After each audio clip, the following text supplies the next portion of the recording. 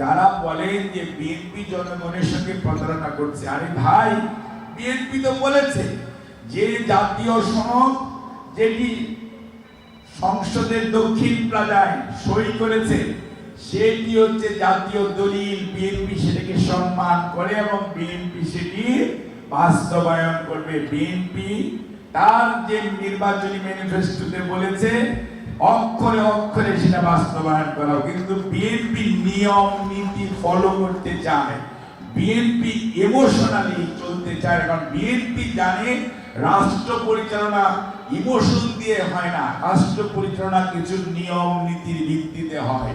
BNP জানে ৭১-এর মুক্তিযুদ্ধ হচ্ছে এই দেশের সবচেয়ে বড় অর্জন, স্বাধীনতা।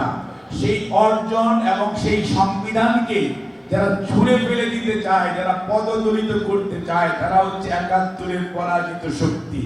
কাজেই তারা তো চাইবেই ৭২-এর সংবিধানকে আজকে আস্ত করে নিক্ষিপ্ত করতে, কারণ তাদের গাত্রদাহ হয়।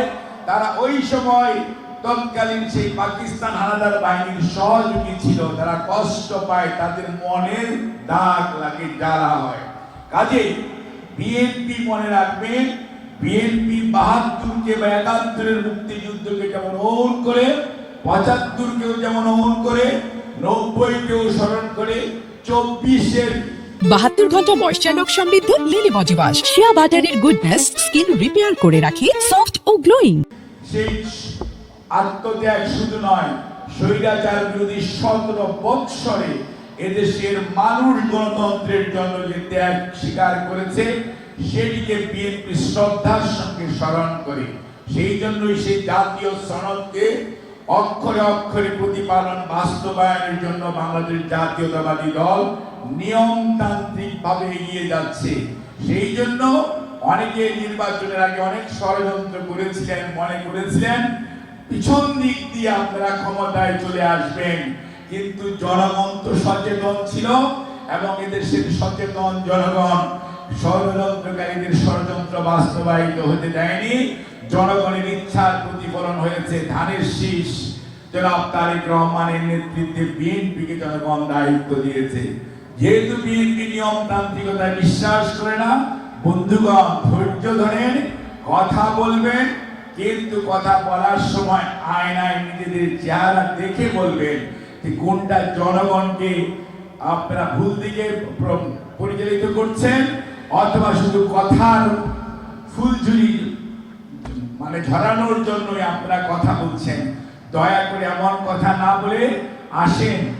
আমাদের দরকার এই যে আজকে ইরান যুদ্ধ চলছে, বিশ্ব অর্থনীতিতে আজকে তার যে প্রভাব, এই পর্যায়ে দরকার বাংলাদেশের জাতীয় ঐক্য, এবং ঐক্যবদ্ধ থাকলেই তাহলে বাংলাদেশকে সামনের দিকে এগিয়ে নিয়ে যাওয়া যাবে। যদি ঐক্যবদ্ধ না থাকেন তাহলে আবু সাইদ মুগ্ধদের যে আদর্শ, সে আদর্শ কি, উদ্দেশ্য কি, গণতন্ত্র, অর্থনৈতিক মুক্তি এবং সাম্যের বাংলাদেশ করা, সেটি করার জন্য দরকার জাতীয় ঐক্য। কাজেই কাদা ছোড়াছুড়ি করতে চান, সংসদে আসেন। এই সংসদ বহু রক্তের বিনিময়ে অর্জিত এই সংসদ। আন্দোলন সংগ্রামের রাজনীতি দেশ পরিচালনার মূল কেন্দ্র হবে বাংলাদেশের জাতীয় সংসদ।